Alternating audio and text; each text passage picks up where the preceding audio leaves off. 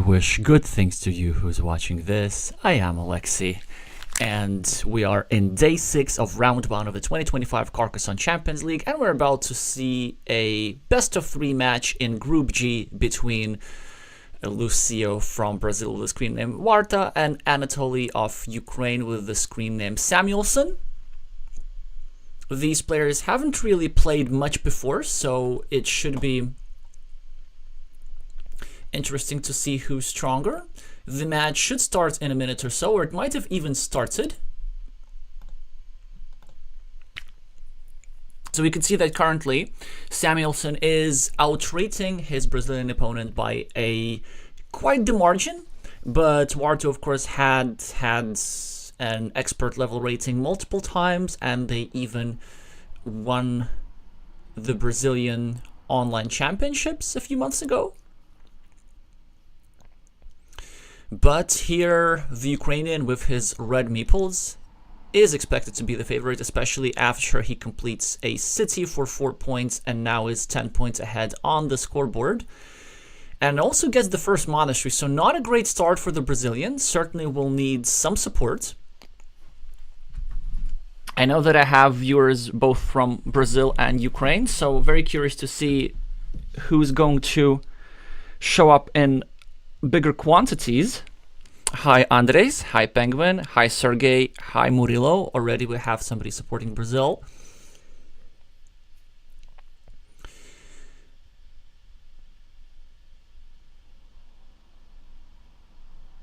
So what does Green do here? Well, Green really doesn't have a good tile with this curve, and I think this move might have been a bit of an overreaction to the threat of the city being blocked.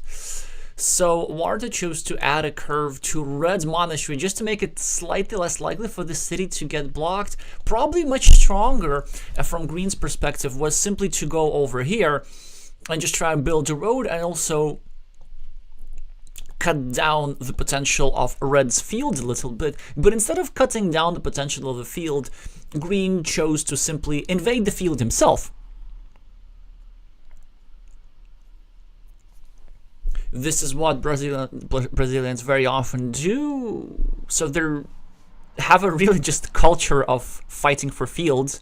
I guess that's what you get when you live in a country with a territory this big. Everybody just gets used to all that open space and the desire to occupy it. And sometimes it works very well, especially when the field is big. It can be game decisive. In some situations, it can be a bit of a detriment if the field stays small. Now here, in this game, it looks like the field will matter, even though now it only has 6 points. There are plenty of green squares for development. Then we're assuming that at some point Warta will draw the city caps to finish his city for 8 points. Then this will bring the total number of completed cities on the field to 3. Then Red will finish the city over here, bringing the number of completed cities to 4, and this in and of itself will be a field worth a big fight. But a big fight at this moment is not that likely, simply because there are not many spots to drop meeples. Okay, so Green will now equalize over here. Oh wait, actually, this spot is still unoccupied because you see this bit has not been placed. So what Red could do, or Green could do for that matter, is just go over here at some point and drop a farm right here. So I won't be surprised, but instead he chose not to do that. He's just simply adding a point to his road and to Samuelsson's monastery, incidentally. Probably a move that I would consider it as Green, just knowing his style will be to go over here and drop a farmer, and then later continue that with a straight road. So now what happens is that Samuelsson draws another monastery, which should make life for the Brazilian exceptionally hard.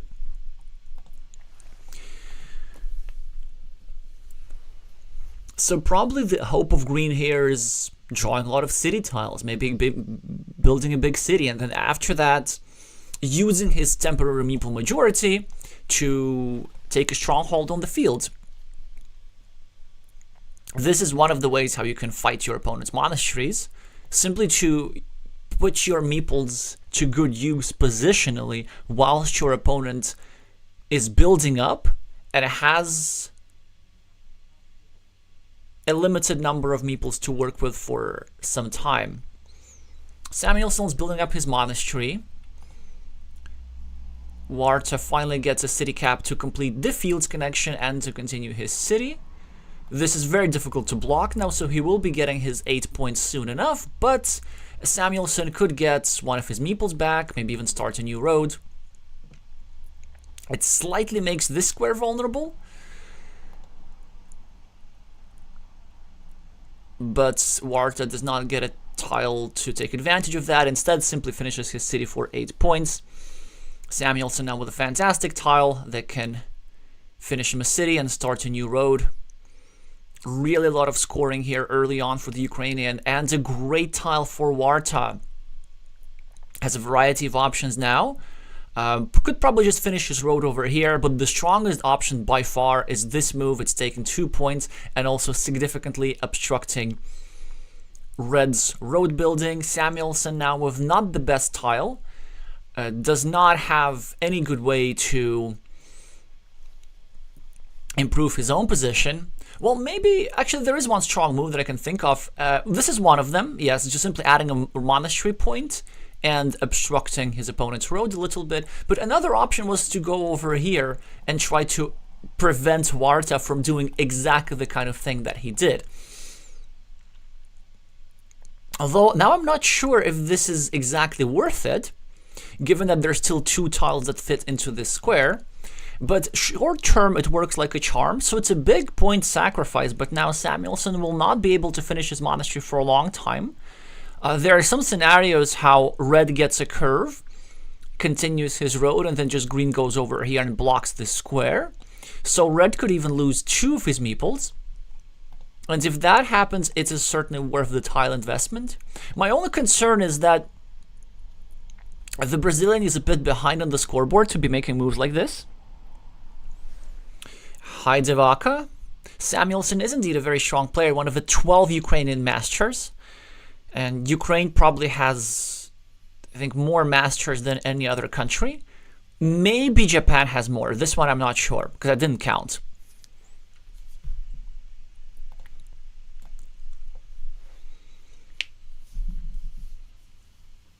So Anatoly has now a strong move, but I'm not sure if he's going to see it. So the move that I'm thinking is to go over here. That would be indirectly continuing Green's road, but that would be a pre-block, because when Samuelsson gets one of the 5 remaining road Doritos to fit into this square, he will be prolonging Green's road, but he would be pushing it over here into this city piece, making it next to impossible to complete. Instead, he just simply discards a tile in not the best way, because it gives back a monastery spot, and given the fact that Warta has the meeple majority, it is Green who is more likely to benefit from that spot rather than Red. In the meantime, Green starts a new city, at the same time putting some pressure on this square. Red finishes a road at the top, exposing this platform to be blocked, but the plan of Red here is to simply save at least one of the 2 meeples. Warta gets his road meeple back, cannot take advantage of this square yet, so maybe Samuelsson can just go over here and defend. Is it worth defending? I would have to say that it is, but maybe given his lead on the scoreboard, he doesn't even want to care about this meeple too much. Oh yeah, probably a strong move is just to go over here and then meeple this city, and then try to save that meeple. Instead, he makes the predictable move of defense, but I don't think it is the strongest. The main issue with that move that I have is that it allows Warta an easy city completion. If Green gets one of the 8 remaining Dorito tiles, he can go over here and meeple this city, and then Green himself can draw a dagger tile, place it over here, complete Red's monastery for him, but gain 10 points for a city, plus start a new road. So you really, like, if this move were to be made with a straight line, without the city tile, then that would have been a good move. But now I think it just puts too much emphasis on protecting this meeple, and as a result, look at what Warta is doing. He doesn't even bother with the city over here. Instead, he's now trying to block Red's other meeple. And so then, what's the point in saving your monastery when your other road meeple is pretty much deceased? Because what this move does, it's also a Sophie's Choice block. Now Samuelsson needs the same tile in this square and the same tile in this square. There's only 2 of those remaining, so it's only a 25% chance that he'll able to draw both of them. And there's a 25% that he draws neither of them. Hi, Falbar.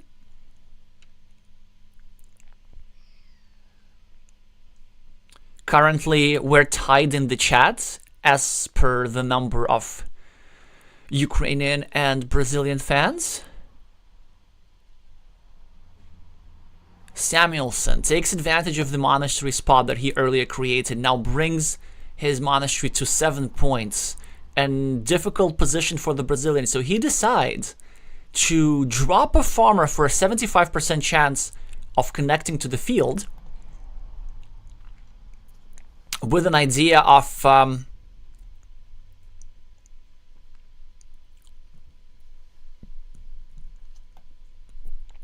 going over here into the field at the price of finishing Samuelsson's monastery. And now Samuelsson gets the first go at it, so he gets the first of the 2 remaining daggers, and we'll see what his priorities are.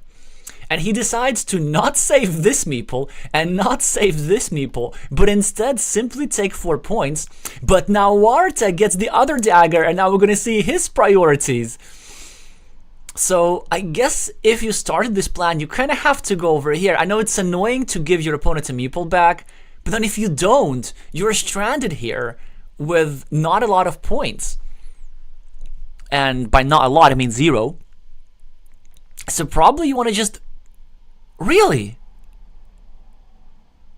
So Warta instead just takes 4 points, takes a meeple back, and he's just okay with stranding this meeple as 0 points. I guess he didn't want to give an easy meeple back to Red, but I think that the field is big enough for it to be worth it. He would have gone over here, meepled this new city, then threatened the completion of it with another farmer. Maybe he didn't want to leave this 5-point road open. That could have been an issue.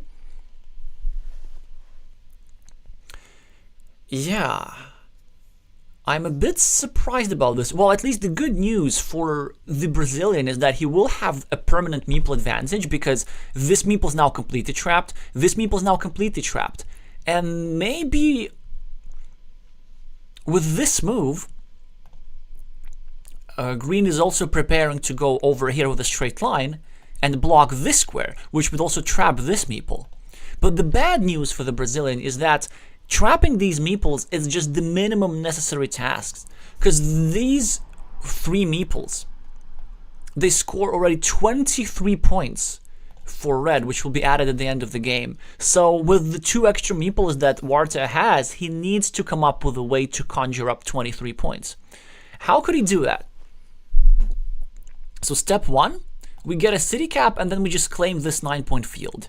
If our opponent tries to reclaim it on this side, we might try and invade and get a majority, something like this. But it's easier said than done. The geometry of this field on the left is such that it's so likely that Green just goes over here, meeple's a farmer, Red just goes over here, meeple's a farmer, and then nothing happens. So simply there are 9 points on this side, 9 points on this side, and everything is tied.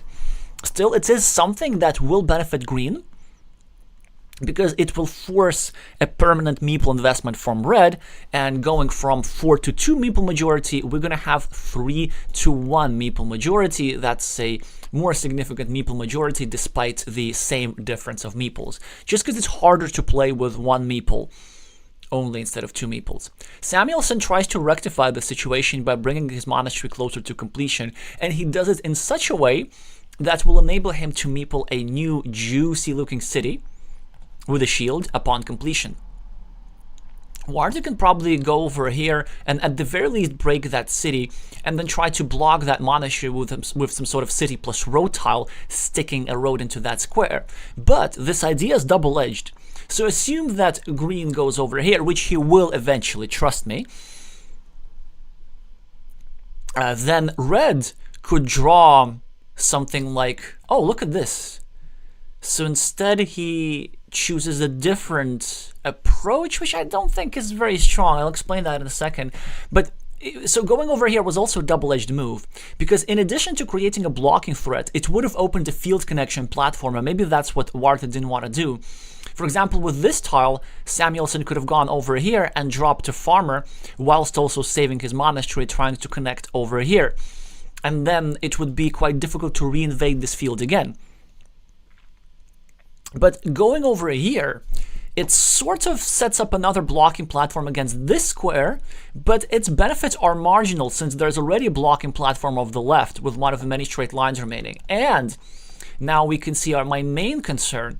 This is building up a city, or a ruin at the very least, next to our opponent's monastery, and it allowed them to draw something like this and meeple a new city with tempo, so normally not a thing that you want to do.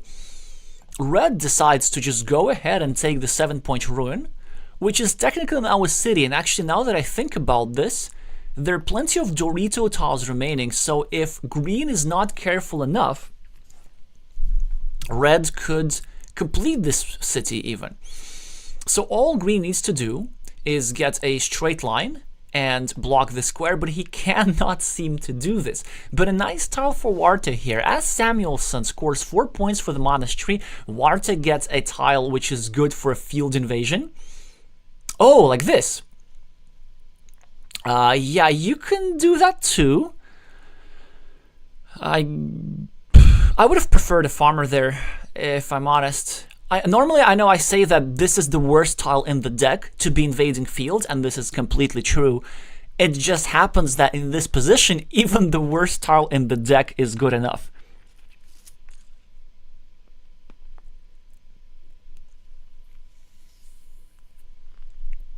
Temrak is saying that green has more meeples. Not a bad idea to open the main field. Maybe, but like what you want to do typically is you'd rather take advantage of the openings that your opponent creates rather than opening up yourself. So for example, you see this move over here, these 4 points, this was to benefit red for taking 4 points, but the positive side effect was this opening over here, which green could have taken advantage of, and I think should have taken advantage of with the farmer.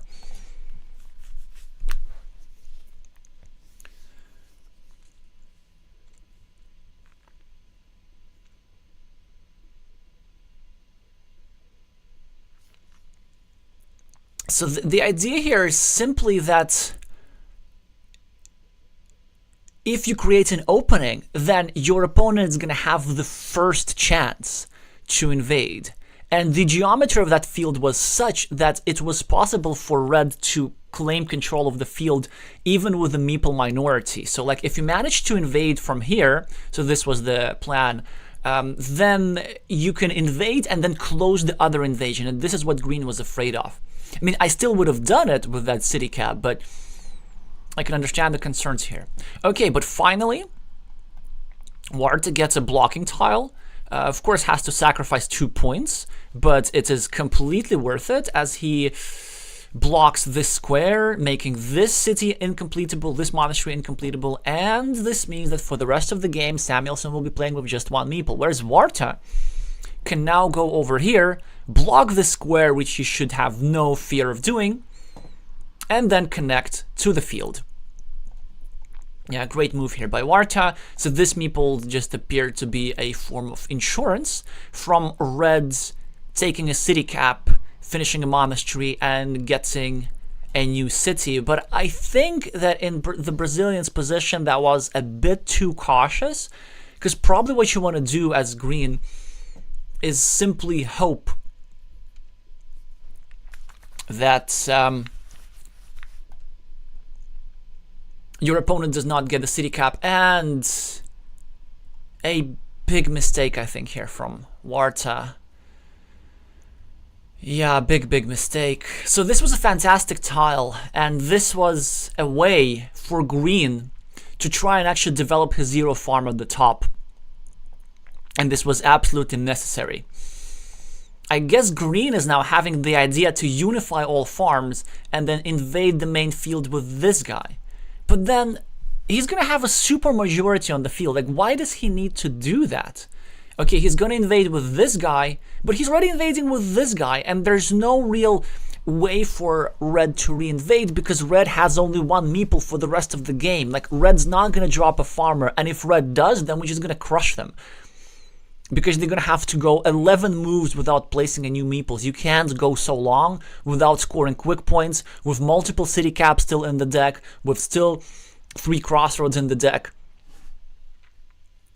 So when it came to the field situation, green was in the driver's seat. But I think this is the kind of overvaluing fields that we see. So of course the fields are lovely, but it is not sufficient to win. It is necessary for green, to counterbalance red's monasteries and this ruin over here, but it's not sufficient in and of itself. So now green, of course, develops the farm, but I think it was a bit the wrong farm to develop. You really want to be adding points to that 0-point guy. And now Samuelsson gets a scoring tile, which is probably going to go over here for 3 points. He might even consider going over here and make some blocking, but I don't think that's necessary. 1, 2, 3, 4, 5, 6, 7, 8. Also, I see that there's only 1 curve remaining, but warta now should use this curve to connect all the field. So there are no more curves remaining. And this means that the super majority on the main field will be guaranteed. It's just that with some quick points, Samuelsson could probably win without the field anyway. So let's check what the situation is. Hi, Fukuda. 1, 2, 3, 4, 5, 6, 7. So the field has 7 completed cities on it and is worth 21 points. And Samuelsson's monasteries are worth 24 points. And Samuelsson has 8 points on the scoreboard. And the larger ruin. So an absolutely necessary condition for green is to develop his field with some more city caps, and the Ukrainians trying to prevent that. But warta gets a decent tile, a way to score 1 point next to his ruin, just to get something going. Monastery for Samuelsson, which he cannot use. The best that I can see is probably going over here, trying to block this square. And blocking the square could have some positive consequences, because I can see that there are still some big tiles remaining. There are 2 cow tiles. There is 1 extender remaining. So if red successfully blocks that square, then green will not be able to add those heavy tiles to his ruin and will not be able to score extra points. Green with 2 points for roads. Samuelsson with a normal city tile. Probably is going to add 1 point to himself. Like, all the Ukrainian has to do is just keep adding points. And now warta can actually gamble a little bit. You see, this ruin over here seems to be worth enough points that it's now worth invading. It is now 9 points. If warta goes over here, there's still plenty of big tiles, plenty of Doritos to complete the connection. Then he can cope for a city cap to get himself a meeple back, and there's still a couple of those remaining. And then after that, he can either keep dropping more city caps in his field, or he could even invade this ruin with the second meeple, overrun it, and this would be enough in order to win. I think as the Ukrainian, you have to go for it, because you need to realize that you're not winning this game unless you are completing the city and getting your meeple back. So you might as well spend your last meeple and do it right now. The downside, of course, is the fact that we might be foregoing some value.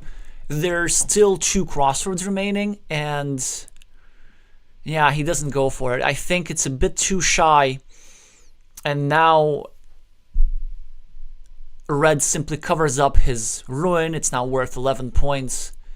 And I see the point of this move. So warta is counting on the fact that he will have the meeple majority again. He's thinking whether to meeple the new city cap, and he might just as well. And he's sort of pre-building another ruin over here on the right, assuming that at some point he's going to have 2 meeples and he can just meeple this close to the end of the game. But then if you're relying on yourself drawing city tiles, why not just go for the whole thing and equalize your opponent's city, especially with so many Doritos remaining. So I think a bit of a missed opportunity for the Brazilian, but he does score the extra 7 points, 4 for the city, 3 extra for the field, and he's threatening 7 points more. Hi, Victor. Hi, Wise Mace. Thank you for doing the counting. So, although I think it was a couple of moves before saying that Samuelsson is ahead 37 without the field. So after this move, he must be ahead 30 without the field, or 32 rather. 1, 2, 3, 4, 5, 6, 7, 8. Yeah, and there's only 8 cities over here. Oh, look at that sneaky move by Samuelsson. Well, actually, it's not that sneaky. I mean, what Samuelsson could have done is just gone over here or over here and added a point to himself. Instead, he went over here just to deny a point to Warta. So that is fun. And smart move here from Green. Green just disallows scoring 4 easy points for the city cap over here, so Samuelsson will need to settle for a 2-point road somewhere. Probably here. Or here, dropping an empty city cap into a neutral field.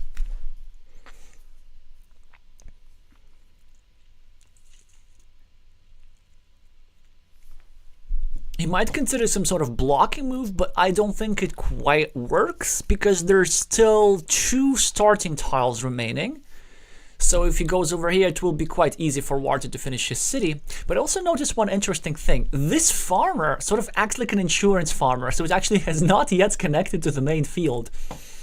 And because we're running so short on road tiles, I need to remind you that there's 0 curves now remaining, and there are only 1, 2, 3, 4, 5, 6, 7, 8, and there are no straight lines remaining. So there are barely any tiles that go there.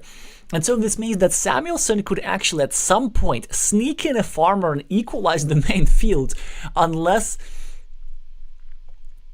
Green finds a tile to give himself that insurance. Yeah, because look at this. Green has 4 farmers, but 2 of them are currently scoring 0 points. So this main field is secured by a flimsy 2-1 majority, at least at the moment. Samuelsson is now deciding where to take his 2 points for the road. It is not obvious necessarily. He probably needs to pick a place that has the greatest benefit. So I was thinking of over here simply because it doesn't give anything back. Instead, Samuelsson makes a move which I don't agree with, given the fact that there's still 2 tiles available that fit into that square, right? And in the short term, at least, it works. And Samuelsson now gets another city cap.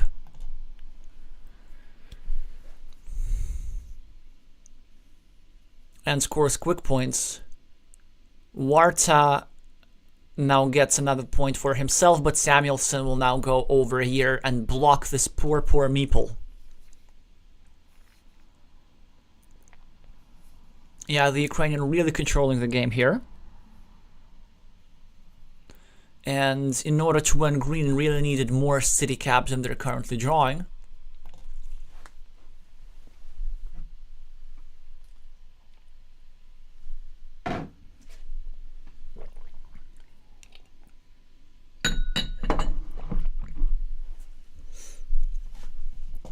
I guess Samuelsson is thinking whether this block is even worth it, but the answer is clearly yes.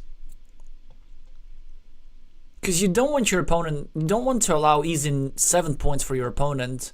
Just Warta could get a tile like this, drop another 3-point farmer. And again, I'm pretty sure I didn't miscount. There's still 2 starting tiles in the deck that fits to complete that city.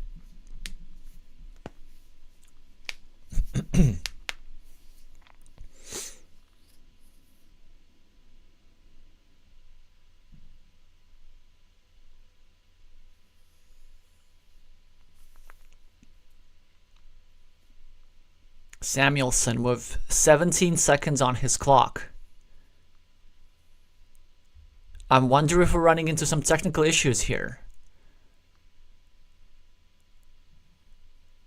No, it was just genuine calculations. He decided to take the 6 points straight up. I think this should still win them the game, but Warta can now complete his city and score a lot of points. That would be a 10-point move, actually, because he'll be getting 4 extra points for the city, and he'll be scoring with 2 farmers. But unfortunately for Warta, Samuelsson gets the last starting tile, which will be used over here to connect the fields, making sure that this guy doesn't score anymore. Still, it was, of course... Well, actually, I wonder, no. I think the correct move might have been just... the correct move might have been just meepling a 1-point road instead. But given the fact that there were 2 road tiles, I'm not sure. Maybe meepling the field was fine. And then trying to draw something like this and place it over here and block that move for your opponents. Anyway, Warta is now gonna go over here, take 4 points, or go over here, take 4 points. There are plenty of ways to make 4-point moves. Decides to gain some more stuff on the field. A splitter tile is drawn by Samuelsson again. It's a tile that Green would have loved for this square. So a bit unfortunately to lose the final coin flip for Warta. And the Ukrainian master is about to demonstrate us what a fieldless win looks like. So this is one of those cases where the fields are being a bit overvalued by one side, and the other side can just win by simply ignoring the field. So possibly a learning experience in fieldless wins for the Brazilian. Let's see if they adjust their style for the second game. So we can see 27 field points only for Green and an 8-point victory for Samuelsson. But the game was actually pretty close. You know, if Green were to get that city cap a little bit earlier, or if they were to get the splitter, these suddenly are 7-point extra. So Green absolutely had chances there. But we congratulate all our Ukrainian fans and see what Warta's response is going to be in game 2. Samuelsson had the starting player advantage. Now the Brazilian's going to have the starting player advantage. Oh, look at this. They're playing 6th turn based games, and most of them aren't even Carcassonne. Wait, 4-player Carcassonne? That's interesting. 5-player Carcassonne? Well, what's that about? Really having a lot of variety in their choice of casual games.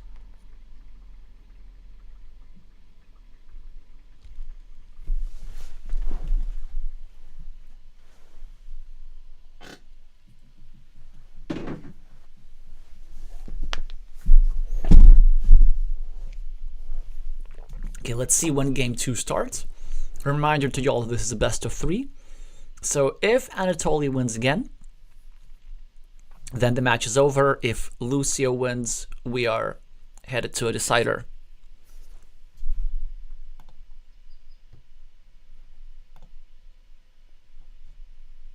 The game has been created.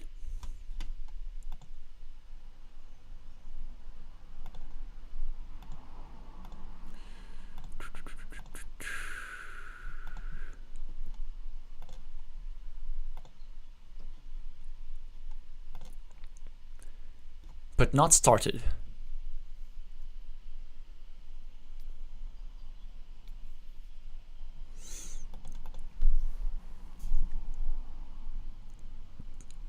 Maybe the players are refilling their hot beverages? Although I guess no, by this time in Brazil you need cold beverages.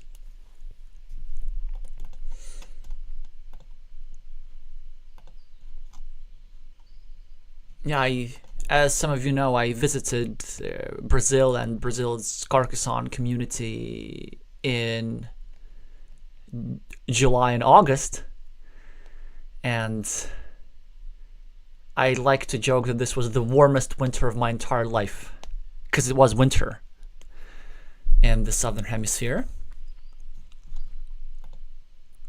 And now it's summer. So the players have decided to take a little break indeed. So I will follow suit and get myself some hot beverages.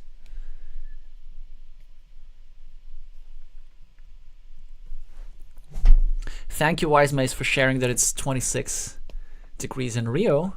Probably has to be similar weather throughout.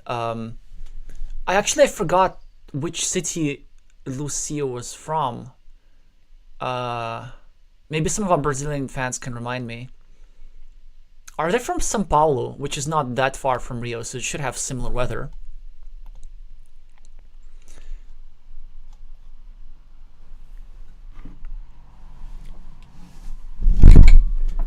Anyway, I'll be back in some 30 seconds with some hot beverages.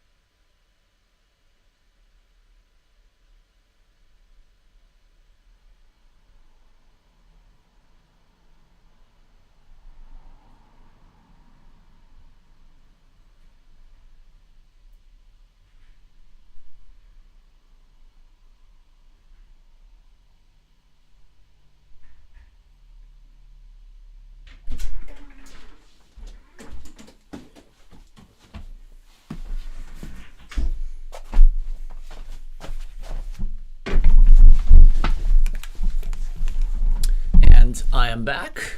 Let's see if the game has actually started now.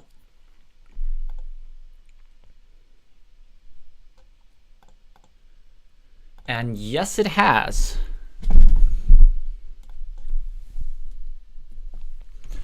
And here, the Brazilian player has quite the advantage. In just 10 tiles, they managed to finish 2 cities for 12 points.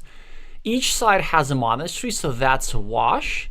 A tiny teeny city waiting to happen for Samuelsson, and a respectable 6-point road, but it might actually get equalized over here. But a great tile for Samuelsson, as he can score 4 points for a city and also prevent the road equalization. So this little guy will be stuck with 2 points, whereas this guy has 5. So some improvement already for Warta. Samuelsson now gets another city. Green started a new road next to his monastery, probably looking for another straight line, another monastery, trying to build like this in a very safe way. Now a bit of an awkward tile for Warta, because there's not an easy way to start a city. So if you go over here, which is the move that jumps out to me, that's actually kind of dangerous, because this square is vulnerable and this square is vulnerable as well. So probably you might just have to go over here and build next to your monastery. Instead, he doesn't like any of the placement and tries to use this tile as a blocking tile, which is honestly not the worst idea. Normally, that would have been a bit of a waste, but given the fact that they are 2 dagger tiles already on the board, if he gets something like a straight line over here, then there's going to be only 1 tile that fits into this square. So this is one way to solve the draw of a clunky tile.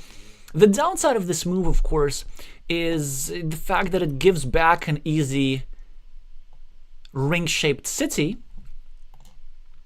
or a flower-shaped city, if you will, with any of the 4 remaining Dorito tiles that Samuelsson can draw. And that's why Warta really doubles down on the blocking, even sacrificing a city cap. So now there's indeed not many options that fit into the square, only 1 tile. Another interesting development that happened, this move actually worked like a charm because Samuelsson now does not have an easy monastery spot. He was preparing to go over here, but now he just discarded the monastery altogether. He didn't want to meeple it because he was afraid of this square getting blocked, and rightfully so. Had red placed a meeple over here, green would have gone over here with this tile in a heartbeat, making sure that nothing fits into the square because the 3 double butterfly tiles have already gone out. City cap for Samuelsson.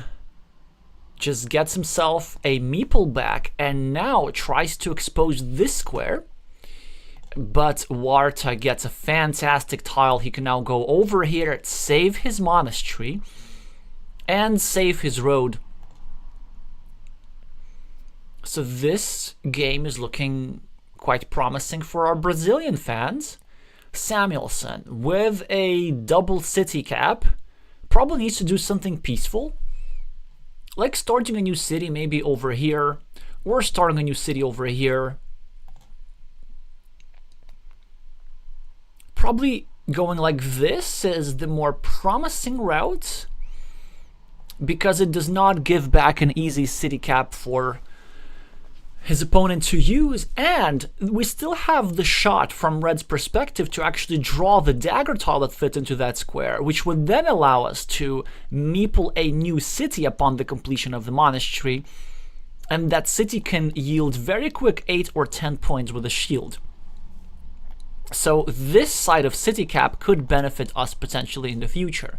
Green, in the meantime, gets 2 points for a road, 3 points for a road, 9 points for monastery, and 3 meeples back. Certainly a welcome sight for the entirety of the country of Brazil. But Samuelsson now gets the dagger and starts a new city. But Warta, fortunately for him, draws immediately a tile that can equalize that city, and the completion of that monastery is still not guaranteed because Red is yet to draw a tile that fits over here. Now, of course, the slight protection definitely helps, but given the fact that all of these 3 tiles have gone out, Green is actually trying to block that, and Red had to defend in an unusual way. Red now absolutely has to go over here, leaving still 3 daggers that fit into that square. Or 2 daggers, rather. I need to correct my... Wait. Yeah, 2 daggers. 2 daggers that fit into that square. Because if he doesn't go over here, Wart is going to get a straight line, which he would have, and blocked it. So this turned out actually pretty well for Samuelsson because he's only a little bit behind. This monastery is 8 points. This road is 3 against... so it's 5 against 2, so it's +3. So actually, Samuelsson is like behind only 2 points or something, and he's going to be getting 4 extra points upon the completion of this monastery. So I wonder if, as Warta, you might want to go over here and do an insurance meeple on the road. And he does exactly that. So now it is Green who will be most likely placing a tile over here and scoring the 4 points, and then later getting a road end and securing himself this longer road. Ideally, of course, you really want to be making this move with a curve rather than straight line to try and build a road like this. But given the fact that a lot of dagger tiles or city plus road tiles have been drawn, starting that idea, building a road with 2 curves that go through the city, is a bit more dangerous because a straight line over here can block the square and block your road meeple.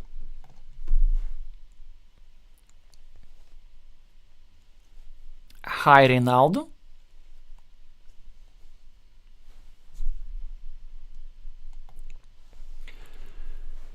See, now we have a majority of Brazilian fans already in the chat, and this advantage translates on the scoreboard as 14 extra points is still the lead of Lucio, who's probably now going to start a new city.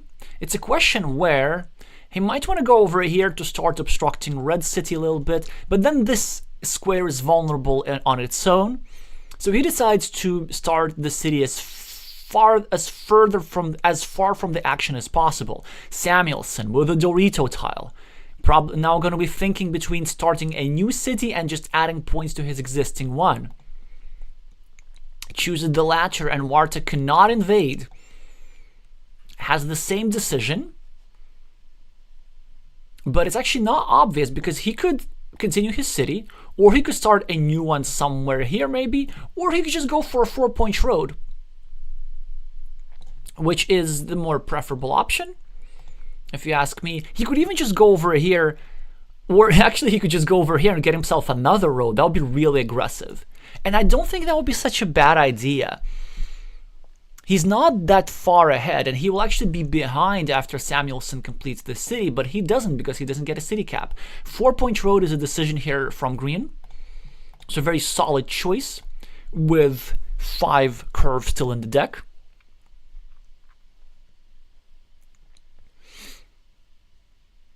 Samuelsson uses his curve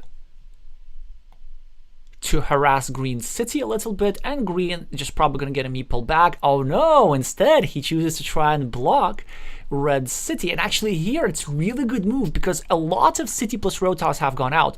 All 3 daggers, all 3 right-handed daggers have gone out. All 3 butterfly tiles have gone out. So this means that green only needs 2 more moves, maybe like a road here and a road here, to block red's meeple completely. And there's still plenty of curves and crossroads for green to get his meeple back over here from the top.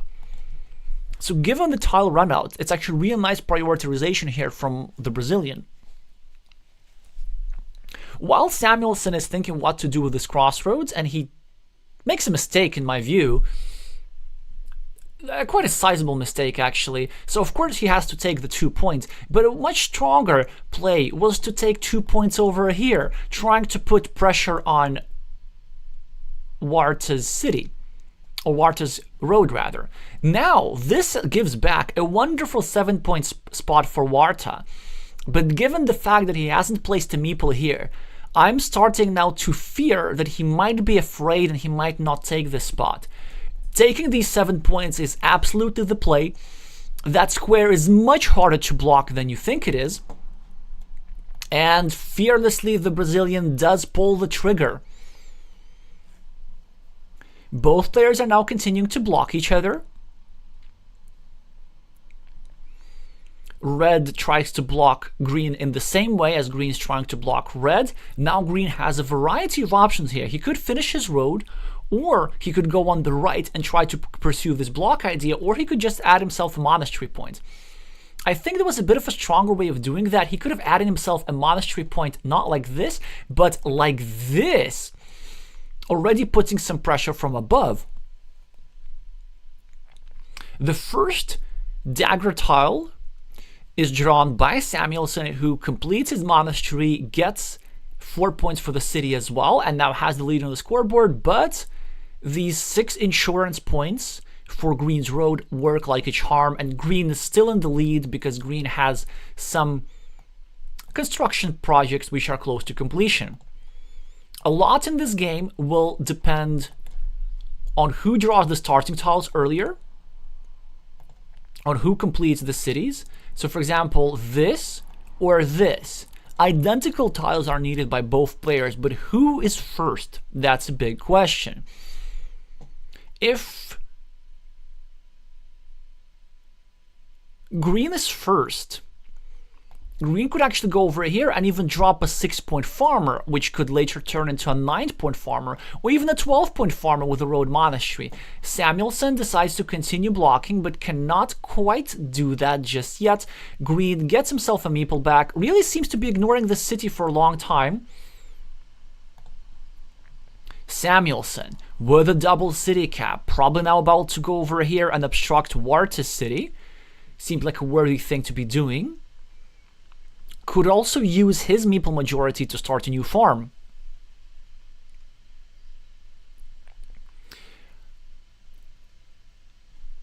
Wise May is saying, I would have liked to farmer with this trait. I actually agree completely, yeah, so it was an option to explore. Just because Warta would be threatening his own farmer and you want to be first there. So green continues the obstruction. Still, all hope is not lost for this city guy, as there's still 2 tiles that fit into this square. Warta now with a bit of a conservative move, which looks a bit of a waste of a shielded tile. Simply uses it as a road tile to finish his road. Samuelsson now with a great tile that will allow him to score 3 points and also put some pressure on this monastery here. So Warta needs a road tile ASAP, and he gets it. He will now be completing his monastery and also exposing another blocking square potentially. And he absolutely has to take it, simply because the block would be very dangerous. If Samuelsson gets some sort of big tile, of which there's still 5 remaining in the deck, he can place the tile over here and limit this square to a dagger, and there are no right-handed daggers remaining, so ASAP Warta needs to do this. Now probably thinking between whether to drop a farmer, decides against this. Samuelsson now has a variety of ideas. He can just go over here and defend the city, and this would not be the worst move. So the idea, if you just go over here, you still allow yourself to draw one of the 2 starting tiles, and if you don't go there, your opponent can get a big tile and make sure that you need a triple city tile to continue your city, of which there's only 1 remaining in the deck. The latter is not great news for green as well, as there's only 1 city for this square. Another alternative for Samuelsson is just to ignore all this stuff and simply start a new city over here, potentially threatening north of 16 points upon completion. The only issue with that move is that we're running really short on city plus road tiles. I guess there's still a couple of these road Doritos, so he could get a Dorito like this, a Dorito like this, and a triple city tile. Yeah, that's actually worth threatening, so I'd probably settle with that move.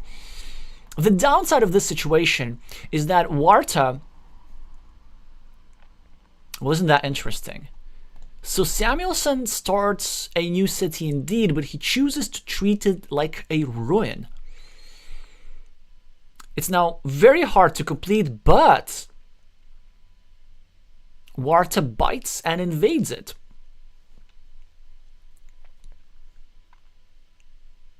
Samuelsson with a shielded tile, probably going to continue his city on the right, and look at that. It's actually a very safe way to be continuing his city, because if Warta now chooses to invade, which he might as well do, this would expose a blocking platform against this poor little guy. So green can't really put anything into the square productively. This is one of those frequent instances where a blocking threat is from red against green is acting like a defense feature.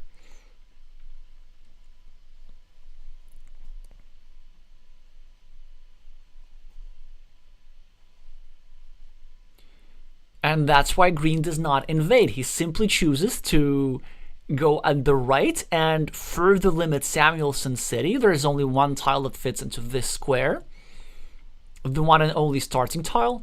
And Samuelsson decides to play big on the cities. And this is actually justified. He has a lot of meeples to use it. He also knows that green is likely to have the field control, just because there are many tiles for green that allow him to finish the road and drop a farmer with tempo, most notably the 2 road monastery tiles that would allow him to snatch a 9-point field with tempo.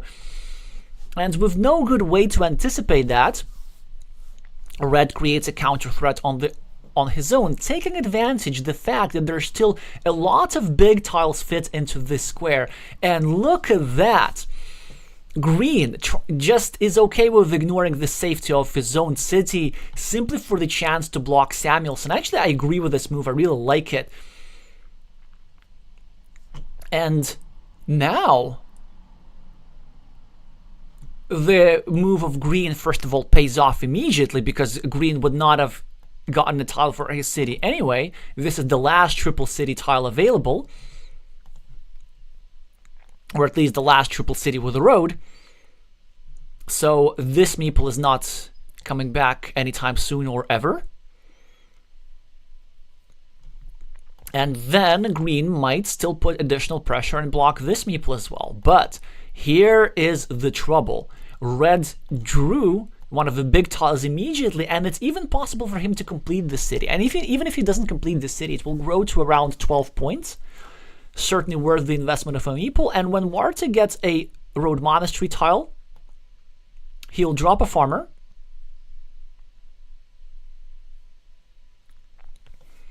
And take a 9-point field, but the 9-point field is still not as big as this ruin.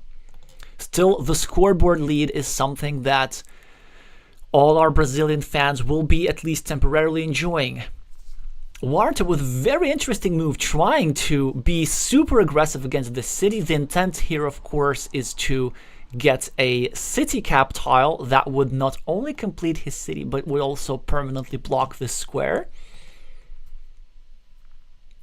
Samuelsson with a crossroad tile chooses to score 2 points, although I believe there was a stronger move available potentially just by going over here and meepling this 5-point road. And Warta's plan works like a charm, as he will be finishing a 6-point city and blocking this square completely, giving no chance of this meeple of ever coming back. He will be expanding his lead to 14 points and maybe even meepling a new city cap. And I think, of course, he's not debating whether to finish the city or not. He's debating with himself whether it is worth meepling the new city cap, and I think it might be. He could also just meeple the field instead. I probably prefer the city cap there. There's still a splitter available. No, actually, there isn't a splitter available. Yeah, there are hardly any city caps. I think we have to leave this empty. But it's a tricky decision here. Yeah, the only city cap that fits into that square to finish the new city is a vanilla. And there's only one of those remaining. So probably we just let it go. A farmer over here is not such a bad idea, because then you're setting up that vanilla for a great effect. You take 3 points for a field, and then this later turns into a 6-point field regardless of who draws the city cap. The first road monastery, though, goes to Samuelsson, and this is a chance for them to make something happen. But what exactly? Do we maybe just go over here and start a new monastery for 5 points with the intent to draw a curvy tile, getting 4 more points? And actually, wait, this is not a bad idea. So we go over here for 5 points. There's still 1, 2, 3, 4, 5, 6, 7, one straight line remaining. Then we draw another road monastery, go over here. Then we get a straight line, we get ourselves a 4-point road, then we get a curvy tile, we get ourselves a 3-point road, then we get something else, and we get a 9-point meeple back. And so all that is doable. Of course, it is predicated on drawing a lot of tiles, but Samuelsson is in a position where he's going to need a lot of tiles in order to win. But instead, he chooses to go at the top, and this feels that Red is thinking that he's in the lead, but why would Red be thinking that? He's down 14 points on the scoreboard. Warta has now a 6-point field and a 7-point road, which is only slightly worse than these city points plus these city points over here. And green has the extra meeples. Maybe the plan of Samuelsson is actually trying to complete this city, but does that still even work? We're out of road Dorito tiles, so I don't think any completion ideas just simply work. Probably as red, you want to go over here, simply to score 2 points and just hope that your opponent is not successful in invading that ruin. But as Warta, you should probably not even try. There are plenty of good moves available here. We could just go here for a 4-point road. We could go over here, continue our road, hoping to get some tiles that fit into that square. There's also a vanilla crossroads available.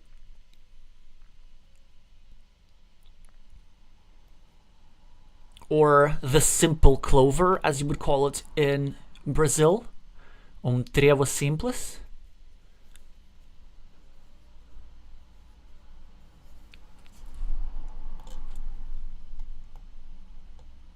Instead, Warta just takes a 6-point field, which is a solid move. Samuelsson gets a very much needed 4-point move for himself. Warta with a city tile is it worth to go over here and start a new city? I don't think so, given the fact that there is only one city cap remaining. And the one city cap is, in fact, the starting tile that still fits into that square for red. Actually, red has absolutely a chance to win this game, because if red gets that city cap, he gets 8 points on the scoreboard, the meeple back, he has the nice ruin at the top. Red has 12, green has 12 points on the fields, but this stuff at the top almost equals it. I wonder, as Warta, is it worth to just go here? He decides that it is not worth it, and now Samuelsson with some great options with this tile. So the most obvious move that comes to mind is just going over here and taking quick points. But it was also possible to go over here and try to invade this long road. 1, 2, 3, 4, 5, 6, 7, 8, 9. There are no curves remaining. That would have made it invasion a bit problematic. In fact, there are no curvy tiles of any kind. Warta with a city tile. Yeah, I think this move was a bit an overreaction. What he could have done is just going over here and setting up a blocking platform against this guy. Again, I don't believe I'm miscounting. I'm still seeing one starting tile available. So this city is very much alive. It's a huge swing, because if Warta gets this tile, he's going to get 7 points for this city. And if Samuelsson gets a tile, he's going to deny these 7 points and get 8 points of his own. Green doesn't have much here, but I guess he could go over here and try to invade this shared ruin. This is also not the worst idea, given the fact that 1, 2, 3, 4, 5, 6, 7, one big tile is still available. Even though it's only a 50-50 shot, it kind of forces your opponent to draw more tiles in order to win. So this would mean that red would need to draw 3 tiles, actually, which is not possible because red has only 2 moves. Again, 1, 2, 3, 4, 5, 6, 7, right? So if we go over here and try to invade this ruin, which we don't. Oh yeah, a 6-point field is actually just fine. Samuelsson is going to get himself a city over here. And green has a variety of threats. Of course, green could draw the tile that Samuelsson needs, but green could also draw the road monastery, which he doesn't. But he should be okay with that, just adding 1 more point. Samuelsson does get his lovely, lovely starting tile, but the last tile of Warta will be a monastery, which will give him 1 point for the road, and it will expand his field to bring in this guy over here. So I believe the Brazilian should still hold on.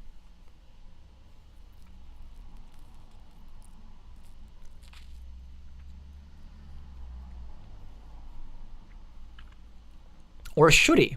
Well, I guess he should. I mean, he has 21 points for field. Well, surely that has to be enough to outrun the ruin and the monastery of Samuelsson. I didn't count precisely. Samuelsson has 3 points on his field, so an 18 points advantage, and +6 will be the win for Warta eventually. So we're going to have a bit of a break before the third game. Congratulations to all our Brazilian fans for, at the very least, taking 1 game off the Ukrainian master and still having a shot to win this entire match.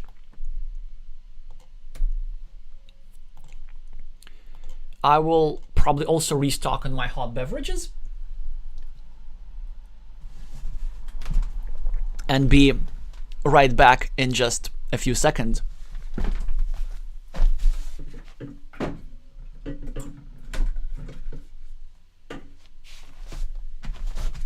Or actually I won't, because the last game was so packed with action that I didn't even have time to touch my mug, so all the hot liquid is still in there. And whilst we're waiting for the players to complete their bathroom break, well, or Let's just see if the game has... No, the game has been created. The game has not been started, so we can just keep following it. I just wanted to address the earlier comment about the weather and just to show you some cultural differences as to what the attitude to weather is like in Brazil. So as many of you know, I went to Brazil in the summer, which, I mean, in our summer, which was winter for Brazil, and I held a class, a Carcassonne class in one of the schools in São Paulo with their Young Talents project.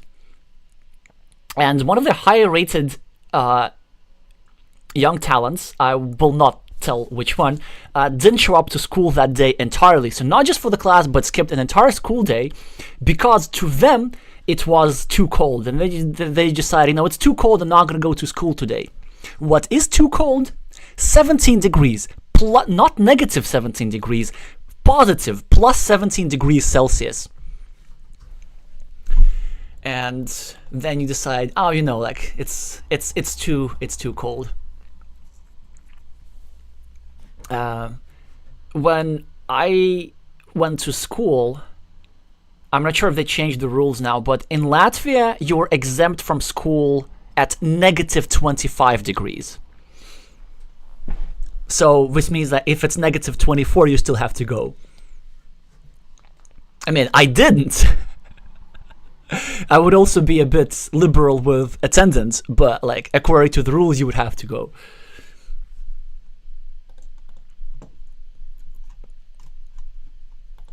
Yeah, so in Latvia, the attitude is very much, well, just wear a coat.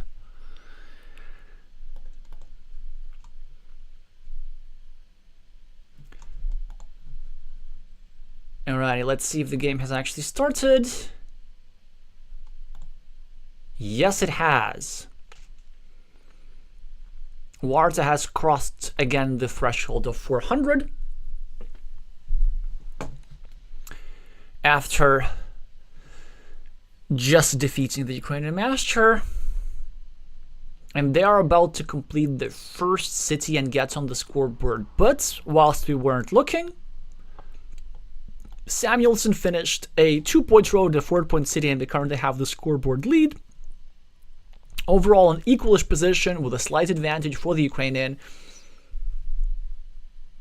A lot in this game will depend on who draws the first road monastery that so nicely fits into this square. And I wonder if Anatoly chooses to block it. So a move which would not be crazy is just going over here and blocking that spot, and then maybe trying to sneak in a huge, long 10-point road like this. It's not the worst idea. The reason why I sometimes want to be blocking a monastery spot is because since your opponent is next to go, they're slightly more likely to be the first one to draw the monastery before you. And especially if you perceive yourself as the stronger player, which at least according to the rating he is, you might want to reduce the variance in the game and try to outplay your opponent later. And this seems to be exactly the thinking of the Ukrainian player here. Warta with a extender tile, not the most comfortable tile to start a new city with, but you have to go for it. Either over here, even though it's slightly dangerous, or maybe just over here, which actually is not dangerous at all. Well, maybe a little bit dangerous. Over here is not also the worst idea. Decides to go for the move on the right. Samuelsson with the first monastery tile. Warta now will be happy to cover up his city on one side, and he'll be preparing to complete it and, trust me, drop a farmer. Samuelsson gets a city tile of his own. Gonna make the standard move on the left, I presume.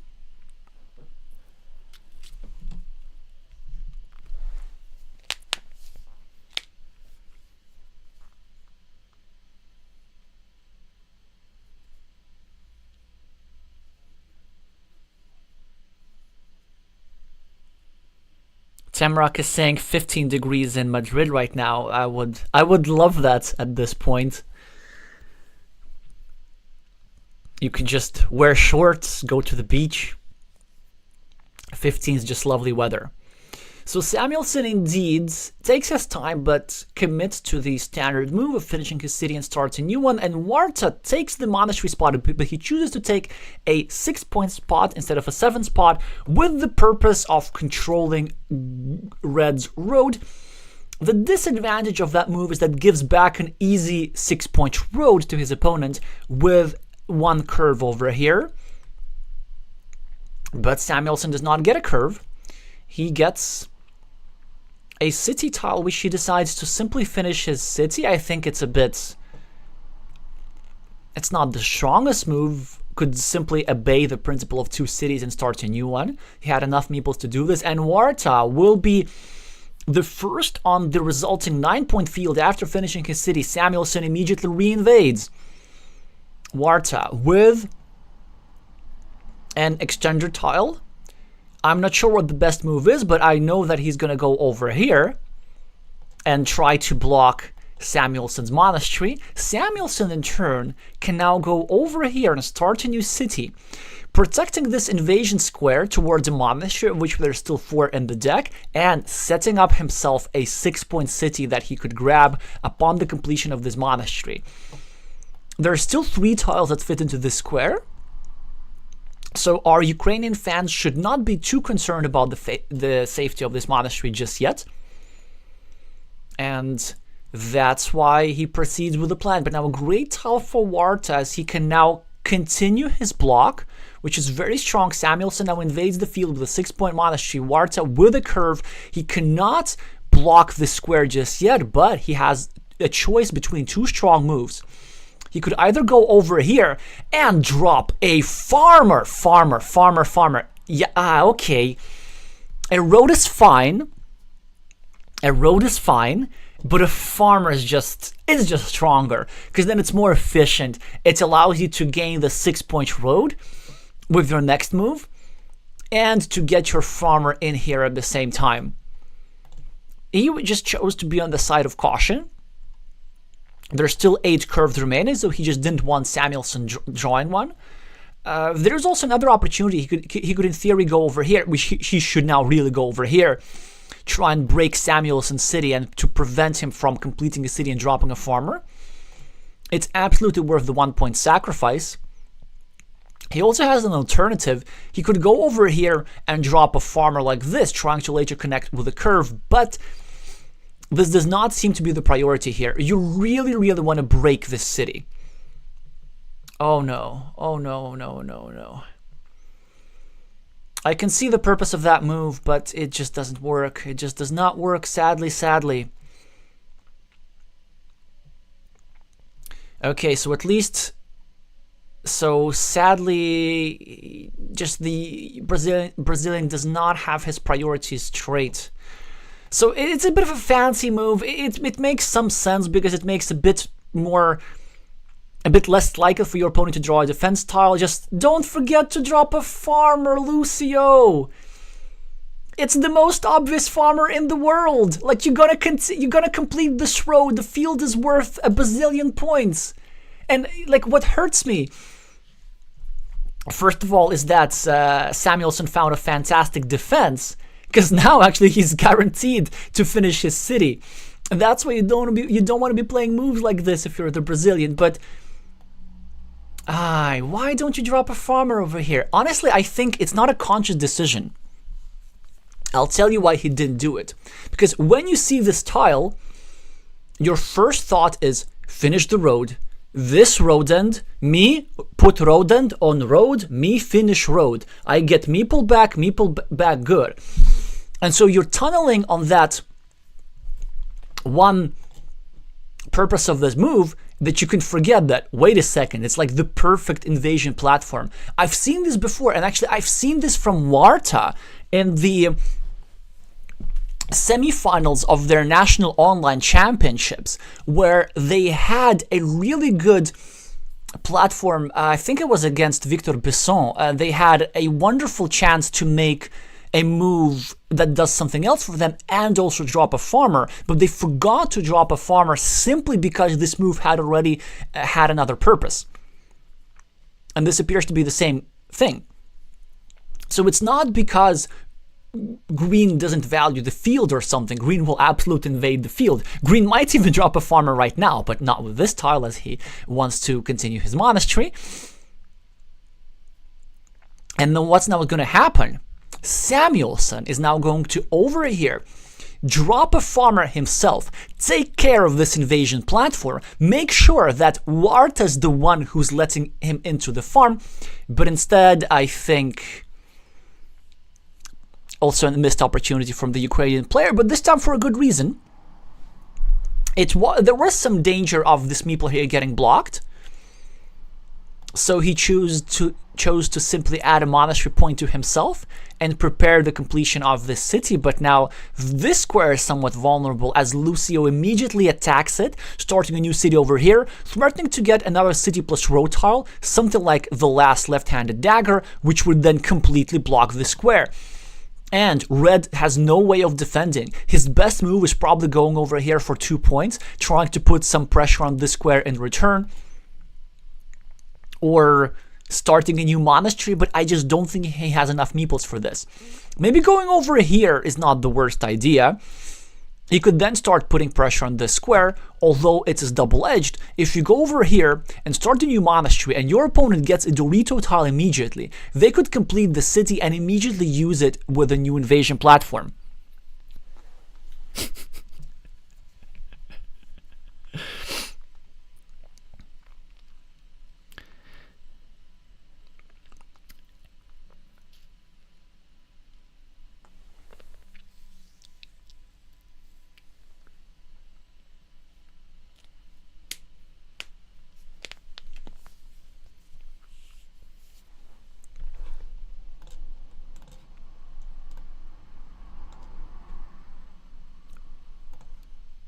Wait, I don't get this move. Wait, Warta just finished his city? Whilst I was reading your chat, and I will think about making a Caveman Alexey stream. Oh, but that's really interesting. Oh, that's really, really interesting. I think it's a mistake, but it's an interesting mistake. So Warta decided to turn the city cap in that way because there are few tiles remaining that fits into that square. And the few tiles are just the one divider, like not the divider, but the giraffe's neck. All the 3 dividers have gone out, and there's still one of these guys. So there are 2 tiles that fit into this square. And green's intention is to try and then later get a couple of straight lines and block the square. The problem that green experiencing at the moment is the fact that red is the first to invade the field. Red also keeps drawing Dorito tiles that Warta needs. And there is still the threat of red easily completing this city. So actually, as Warta, I think with this move that he played this move because there was nowhere to use this tile as a scoring tile. There was just no road ends available. He could have actually dropped a farmer over here for a pretty much guaranteed connection to the field because all the 3 daggers here are still available. And this square is completely unblockable as a result of these moves by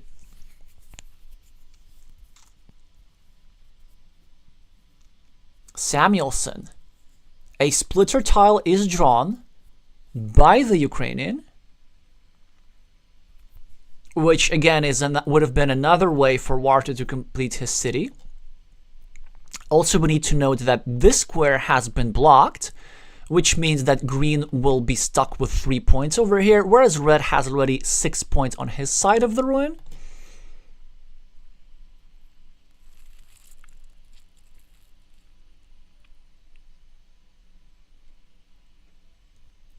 Red chooses to develop his side of the field, but I think it's a bit premature. Warta still has the long-term meeple advantage. He scores 2 points for a road. At some point, he will be dropping a farmer over here. He will be completing his monastery. He will be completing his road. He will be completing his city and all this stuff. And it's actually extremely likely that this field will end up belonging to Warta rather than Samuelsson. So it is absolutely not in your interest as the Ukrainian to be building this up.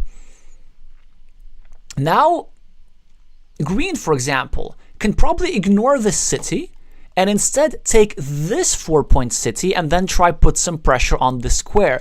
Try to block Samuelsson's 2 meeples entirely. Instead, he goes for the farm. That is a mistake in this instance. He should have done this earlier, and leaving this 4-point road is a really, really big misjudgment. Not only because it allows a 4-point road back in a situation where you already need curves in a bunch of other places.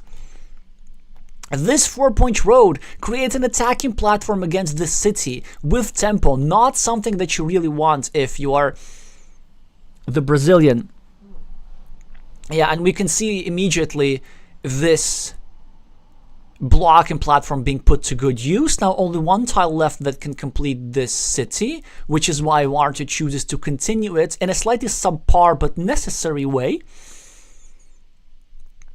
with a triple city tile. Now is looking for a city cap to complete it, but this in turn renews some blocking options for the Ukrainian, who now cleans off a city cap at the top, creating another platform for field invasion. And look how unfortunate Warta gets now the Dorito tile. I mean, who would have known? It was still correct for him, of course, to do this. He now probably needs to do something like this, pointing it upwards, recognizing that there's still many, many city plus road tiles that would fit into the square, including 2 butterfly tiles for an extra 3 points for a road.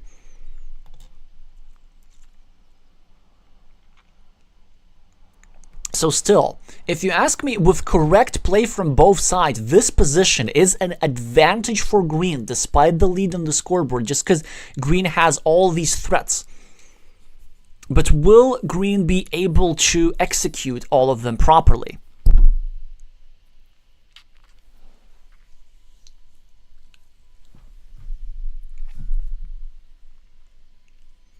Samuelsson draws one of the magic tiles that Warta needs. Of course, he's not going to be going over here and helping his opponent. He'll just be going somewhere over here, scoring 2 points. Probably going over here with a city cap facing down is the best move, because it also sets up a starting tile for him in the future to score 4 more points, and only he can use that starting tile because Warta already needs a starting tile over here. Warta with some 2 points of his own. Both players with just 1 meeple per side. Samuelsson with a Dorito tile. Not many options except going over here and trying to block the square, which is exactly what happens if Warta does not get a defense. Now a tricky situation for the Brazilian. What do you even do here? You can't drop a farmer over here because this platform has become a bit too vulnerable. Instead, he drops a farmer in another place, but this is easily blockable. Or maybe not so easily blockable. This farmer actually makes a lot of sense. Samuelsson tries to block it. Warta is now facing a Sophie's choice.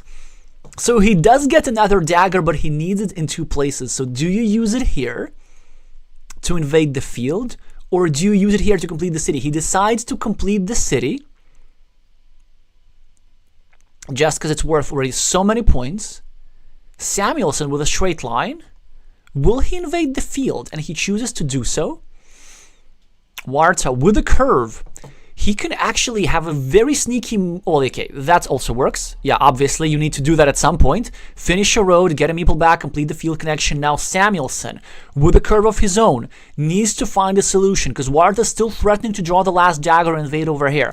1, 2, 3, 4, still a dagger remaining. And also, there are some invasion options through this side as well. If Green were to draw the last vanilla city cap, which is not going to happen because all of the 5 vanilla city caps are on the board.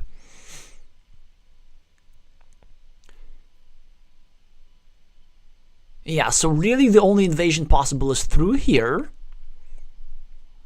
Warta's still ahead on the scoreboard, though, so he can still win this game with fields tied. My concern as the Brazilian, though, is that there's still this unblockable tile here available for Samuelsson. If Samuelsson gets the last dagger, he's going to get 6 points for the city, 9 for the monastery, that's 15. That puts him at only -2. After that, these monasteries are equal. Both sides have 2 meeples per side.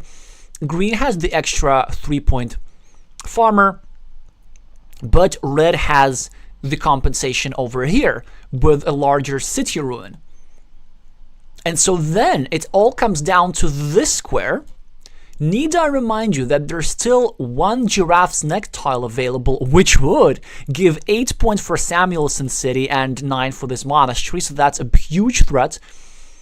Plus there's still one of those big guys left to bail out and just get out the monastery meeple and still threaten the city. Samuelsson chooses to eliminate this field connection, but this actually reopens this field connection at the same time. Let's see if Warta even chooses to use it. I doubt that it is the most productive course of action. He might just go over here for a 6-point ruin, over here for a 6-point field. Really not obvious what to do here. And also it seems to me that this is more of an opening move rather than a closing move. But then if you're Samuelsson, how do you win this game? Are you trying to invade the field, or are you simply trying to draw both your city tiles, which will give you enough points?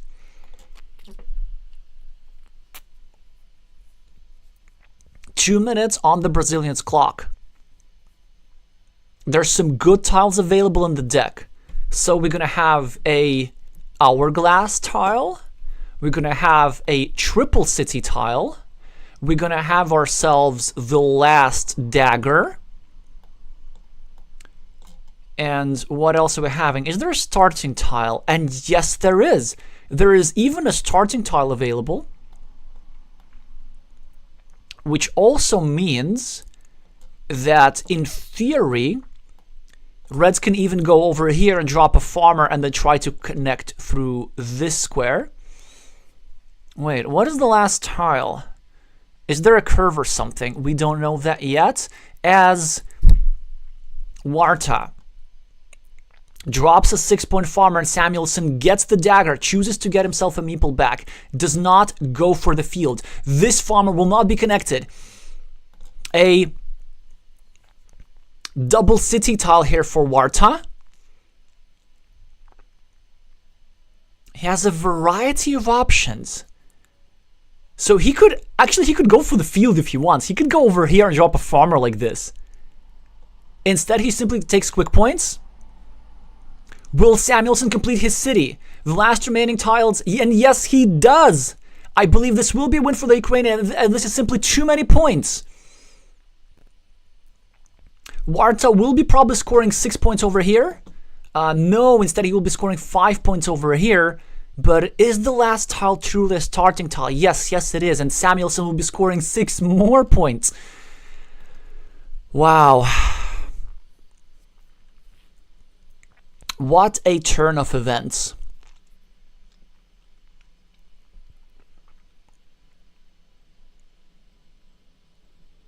The starting tile also goes to the Ukrainian.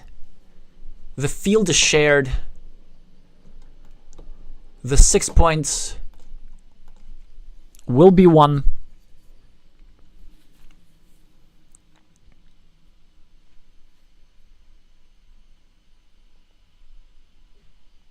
Oh, or even better, a 7-point road. Lovely stuff here. If you're a Ukrainian fan, and quite the heartbreak if you are Brazilian, but also big learning experience. So even though the advantage looked really nice, but some missed opportunities for the Brazilian here, sadly. And only a couple of points is the difference. Yeah, this is what has to sting a little bit. Only 2 points is the difference. So actually, if the tiles were reversed, I think... Wait, if the tiles were reversed, then Warta would be winning, right? Because then Warta takes this road, and then Samuelsson takes this city, and then Warta would have the 2 points extra. So not without the help of the tile deck is Samuelsson's win. Yes, thank you for the help, Misozaka. I didn't notice the word at first. But we congratulate all Ukrainian fans.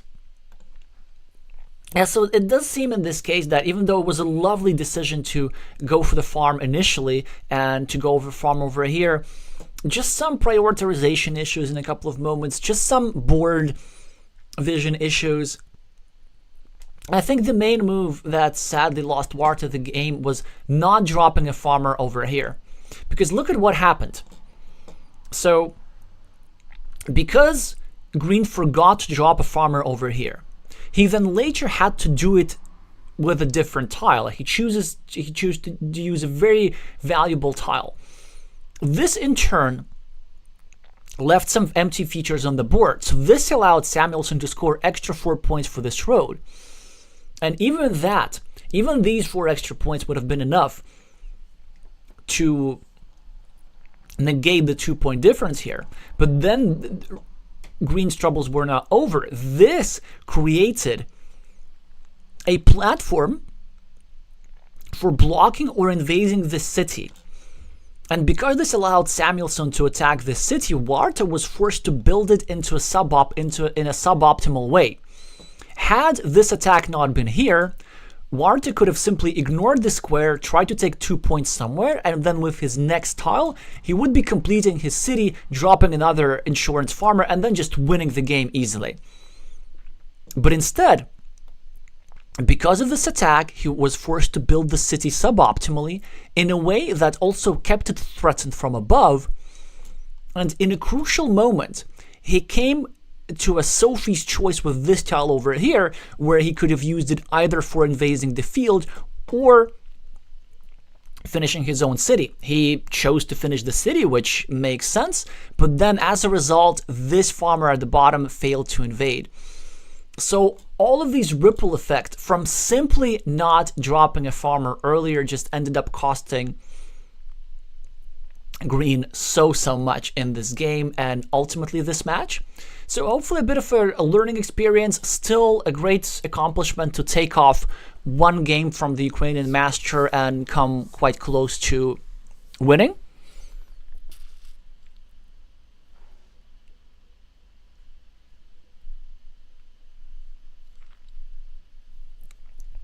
Kaik is saying that the splitter move by Warta ended up being a mistake. Well, it started being a mistake as well. I didn't want to comment on it necessarily, because even though, like, objectively this move is not the strongest, there's a justification for it, and it's a creative move. So it's the type of thinking that actually I would want to encourage. Because, it was possible for, like, this move is not bad if you know the right follow-up. For example, with this tile over here, instead of dropping a farmer, Warta should have been patient and just taken off this city cap and tried to follow up and block this completely. Then it would have made sense. Because, like, if you start a block like this and then you don't follow up, then all this block does is just delaying your opponent. But delaying is really not such a big deal. So if you choose to start blocking, then you normally want to try and complete the block, or at least pose your opponent some more inconvenience. So if you do take these 4 points here as green later on, at least it forces Samuelsson to, well, first of all, either concede these 2 meeples, or maybe draw a starting tile and then commit the square to a 50-50 as opposed to 75%, or place a valuable tile in such a way that makes an indirect defense, but then also results in point sacrifice. So a little bit of something. Yeah, so generally if you start blocks, you want to follow it up. But even though, so if this move was like objectively not the best, I like thinking like this because it was non-standard and it took into account the run out of tiles. So Lucio noticed that so many of these tiles have gone out and tried to act accordingly to the tile distribution. So that's actually some quite deep level thinking, which definitely we want more of. But yeah, it's really all ultimately the situations over here that ended up costing green the game, and it's something that might work against a lot of players, but like when you're playing a master level player, they just don't forgive tile inefficiency like this.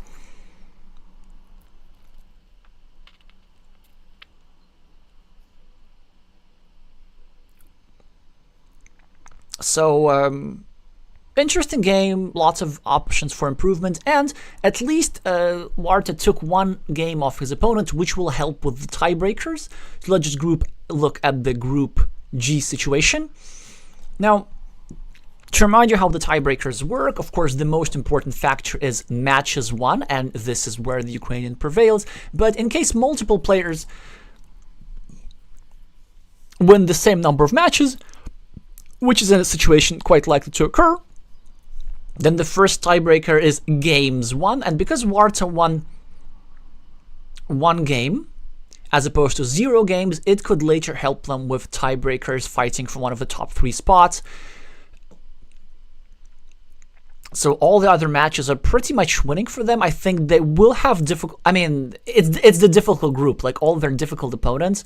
Probably Erwin G is the one they're going to have real difficulties with.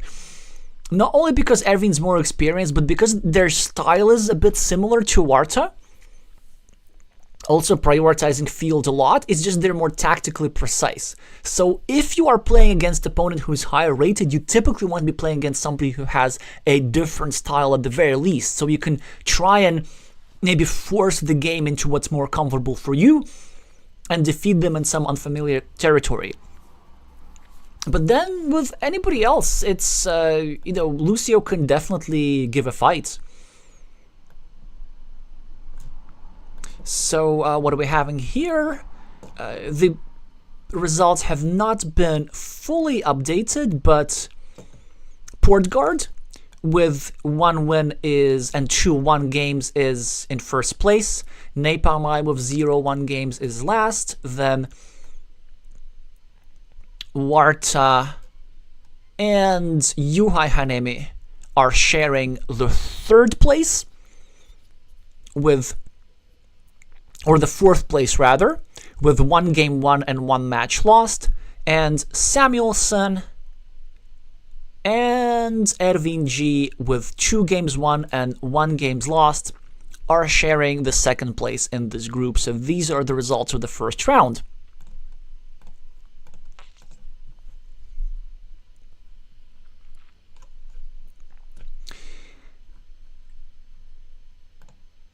And finally, first of all, let's actually just update the score to reflect that the Ukrainian master has won. Finally, let's just catch up on the other matches. Today, only one more stream, just because so many matches are scheduled at the same time. You're going to have a Siegfried of Hungary against Lord Trooper of Argentina in just under 7 hours, so be sure to join us then. Tomorrow's the big treat between the reigning CCL champion and reigning Mind Sports Olympiad champion. Be sure to meeple the like button for the algorithm and subscribe if you're interested in more competitive Carcassonne content like this. Thank you all so much for watching, and I'm gonna see you soon.